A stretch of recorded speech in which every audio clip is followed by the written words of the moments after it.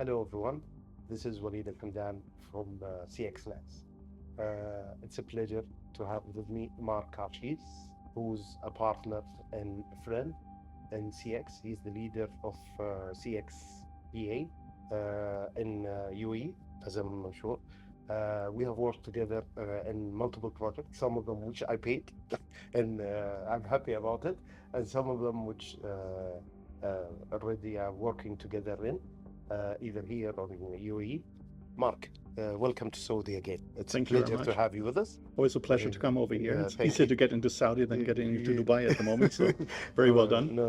It's really a pleasure to have you. I'm so excited because you have already been working here, I think, so in Saudi for multiple, not less than my expectation is 10 to 15 years, and going and coming. So basically, you know the Saudi market from a CX perspective and quality management systems and all of these which you already provide.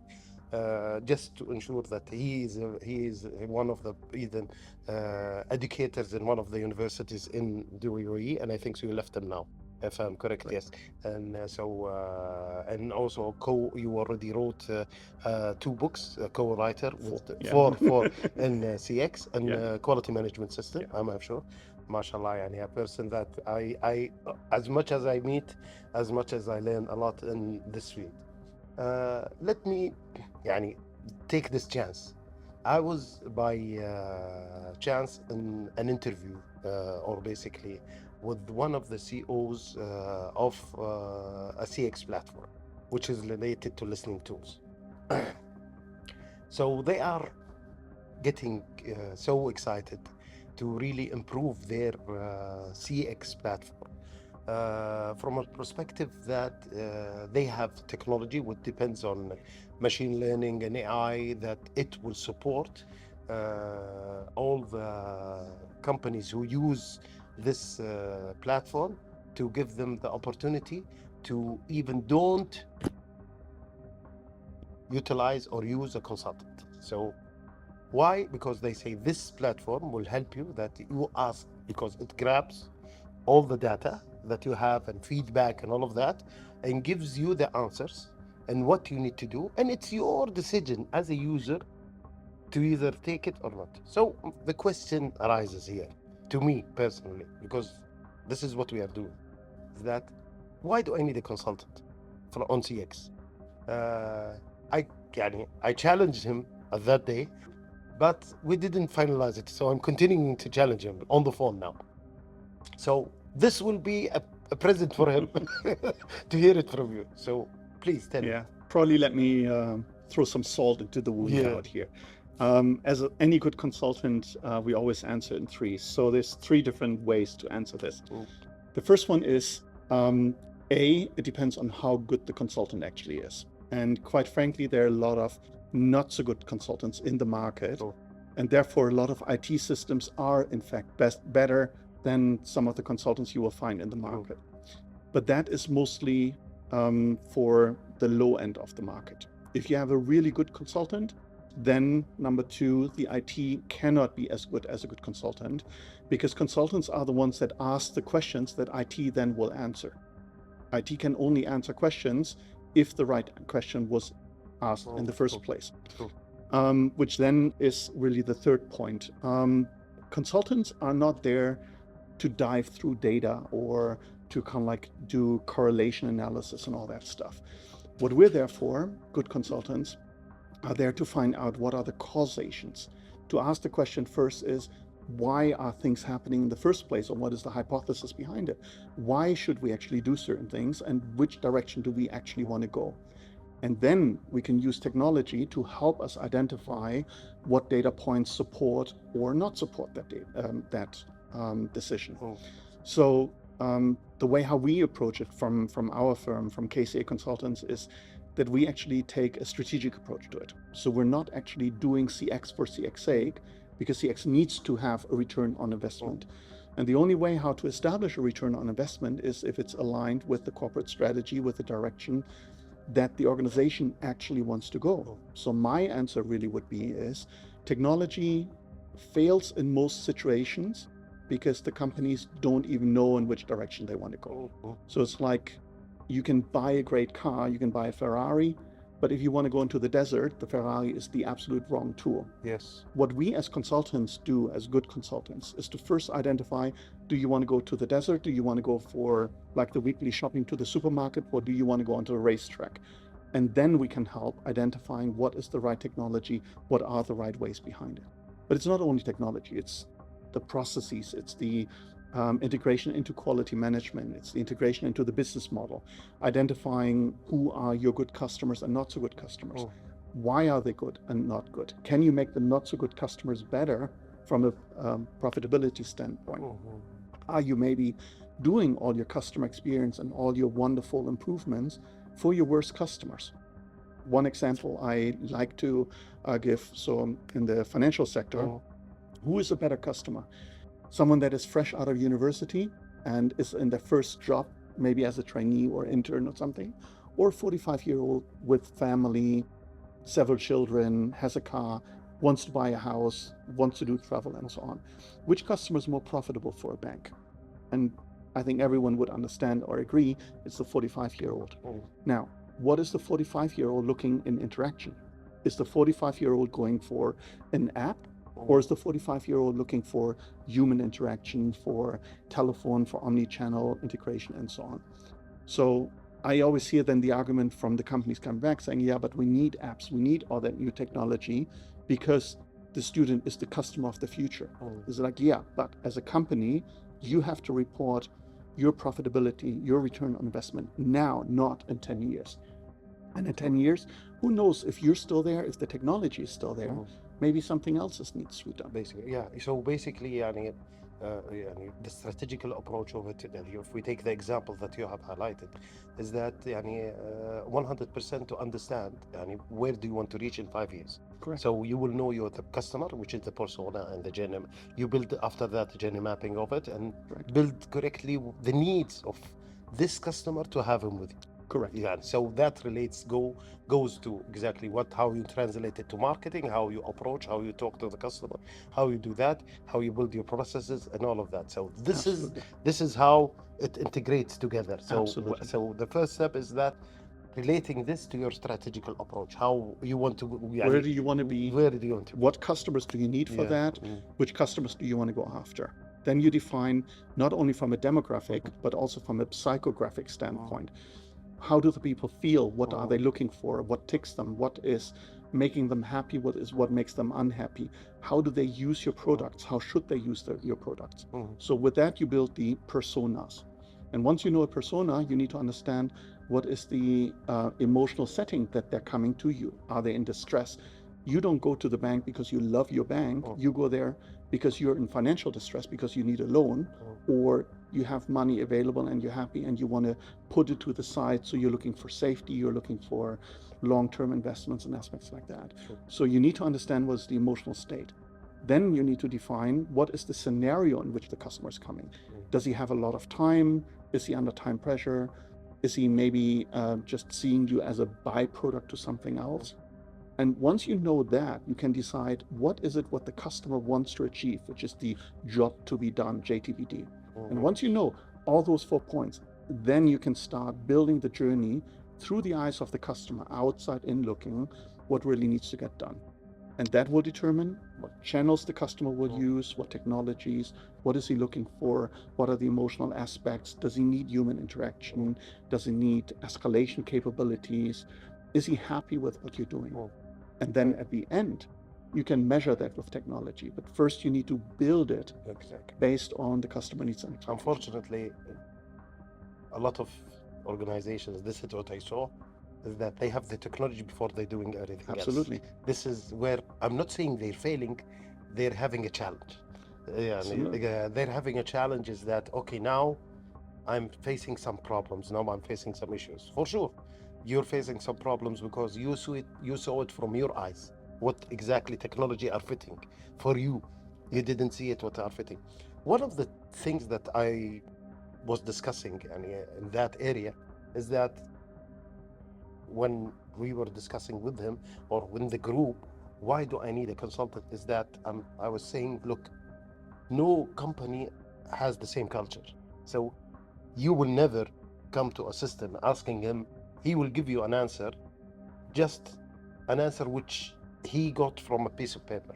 Because AI and chatbot and all of that, which is this technology, what they do, they go and check what is available. So, okay, if that info is not available, so he will give you a different answer. This is it. So from assisting, it will give you a different answer to a different situation, unfortunately, and it doesn't fit your culture. Because if we put two, let's say food providers, they provide the same food, which is, let's say, burgers, and I'm hungry. Burgers, each one has its different taste. One has its different brand.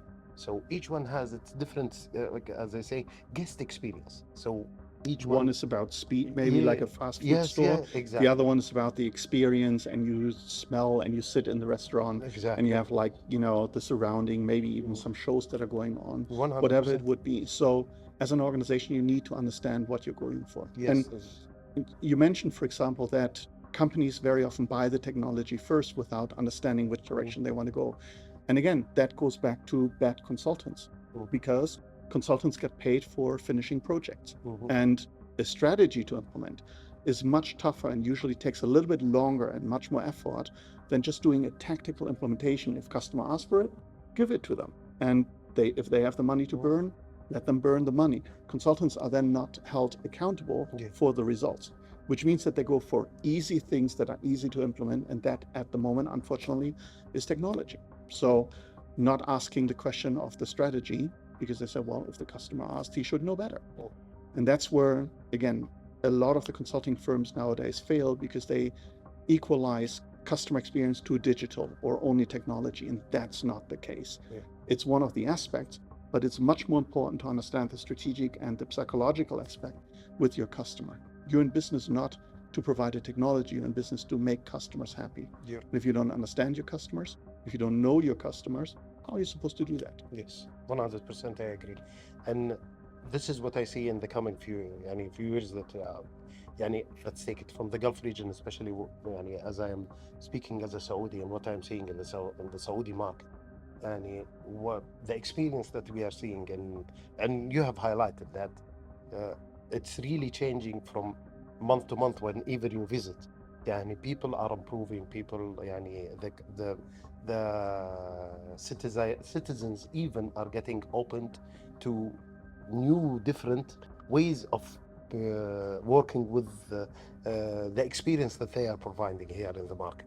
I really hope that all of what we are capable of really providing to the Saudi market, because this is one of my goals, that how I can really improve the experience to the coming few years in Saudi, with people like you and people internationally, that we could have them and give us from the experience that they really built around the world, to change and to really help us speed up, as the time is getting shorter and shorter by hour now for us as Saudis, because you're talking about we have not less than six years now, exactly from today, to reach to 2030. Absolutely. 2034 we have the World Cup, and in that area we have not less than 20 to 30 events, big events internationally, are happening here in Saudi. So each one of them talks about what are you leaving as a memory to anybody who comes and visits. Absolutely. This is from an international perspective. At the same time, how the people are here, we are Saudis and non-Saudis, how they can really make it much better for them and for anybody who comes and visits. But one thing, and I come here, I was the first time in Saudi in 2010. And it was a whole new, different world. I mean, a whole different galaxy. I mean, it was just completely not comparable today. But it's not only that it has changed very fast and changed very, very, successfully. Like, I flew in this morning from Dubai into Riyadh, from airplane seat or exiting the plane to actually reaching the place where the Careem or Uber pickup was like 8 minutes. That's unheard Amazing. of anywhere else. So Amazing. the transformation that is taking place is absolutely phenomenal, and that obviously sets the tone to the speed and the capabilities that the Saudi market has. But again, let's take a step back on why that is possible. It's not possible because technology became available. It became possible because you have a strategy, you have a vision, you have leadership, you have a direction that everyone can sign in that fits in bridging the culture, the tradition, and the future, and brings them together in a consolidated way where things work at the same time. It doesn't help you if you have a great airport, but then you have nothing to see over here. So now you see the tourism and the hospitality sector growing. You see عليا. So last time I was here, we went out to Mujahideen Terrace and the UNESCO World Cultural Heritage Site. And it's just phenomenal on, how fast and how incredibly to an excellent world standard this country is transforming to. The same would hold for Neom, the same would hold for Al-Ula, the same would hold for many of the places and the mega projects that are taking place. The mega projects, and you could see while you're coming from the airport to reaching here, Al-Qiddiya is getting, alhamdulillah, very closer and to be launched very soon. And also you could see a lot of entertainment fields and also the sports. This month, unfortunately, I hope that somebody can help me to get it, and me and you, we could go together. And I really want you to experience it, because the last time I experienced that one, which was the event, the Super Cup for the Spanish League and the Super Cup for the Italian League. You just want some politics. Yeah. I'm just kidding. So honestly, last year I went to the event, and it was, you're talking about 60,000 in the stadium, full. Look, full. The reason why it works and why it works so well in Saudi is because it addresses the needs and expectation of the people, and it's the population and the people that live in Saudi or come to Saudi as well are enthusiastic about it. So sometimes there's like this, especially the Western media saying it's sports washing and it's kind of like overcoming kind of like the situation out here and kind of like trying to put like a nice light on it. But no, I would actually see it as like when you go to any of those events, the people love it. Yes. And the reason why it works over here is because the people are enthusiastic. Yes. Whether it's like Formula E or Formula One or football or any of the golf. events that No, you could say golf. Exactly. Golf. We have more than one golf club here in Riyadh. I'm talking about Riyadh. More than one golf club that they are really in that level. I'm a not golf player, which I just I play mini golf, which was really fun for me, and it's amazing, honestly, what you see. But this is kind of like where really the transition is working towards what are the needs and the expectations of citizens, what are the needs and expectations of visitors, and building that up. Now, is it all perfect yet? Absolutely not. So there is still hiccups that are kind of like happening, like, where, let's say you go to a site, are the tour guides fully operational? Do they know everything behind it? And we had like the discussion with the cruise industry, for example, is it starting properly up or not? So there's situations definitely where there's a lot of hype and people are questioning, will it actually come through? But having seen how fast the transition is taking place and how detailed and thorough that transition is, and the consistency that we have now politically and also vision and direction wise for the whole country, is actually helping out on this one, because you need to have that longevity. And that is really where Saudi, I believe, is absolutely on the right path. And, it's not like everything has to be done next year. It's a very clear understanding. It goes over a decade of improvement. You mentioned earlier today that in 2027, the vision for 2040 will be set. So it's a very clear understanding that's an evolution that takes place, and you cannot change up everything. And I give you an example. I got invited to as a guest speaker at a conference back in Germany, and of course it was like in the context investing into the Gulf region and things like that. And people were of course like, yeah, but it's like they're living like in medieval times and all that stuff over there. And I asked them pretty much the question at that time, okay, can you fathom to live in a country where for a woman to open up a checking account needs to have the sign off of the husband, for in order to kind of like get a job, to have an NOC from the husband, to actually not be able to live together before you're married. And I explained a lot of those points, and then I said, welcome to the world in 1968, when my parents got married in Germany, because in 1968 that was the situation. And what I'm actually trying to tell the people then, still till today, the culture in the Western world has not really evolved that much. But if you look at the last 10 years of cultural transformation, cultural differences, it's just amazing what has been done, and it has changed significantly to the better, because the strategy and the thinking is along the lines, how can you make this place a better place for the citizens? True.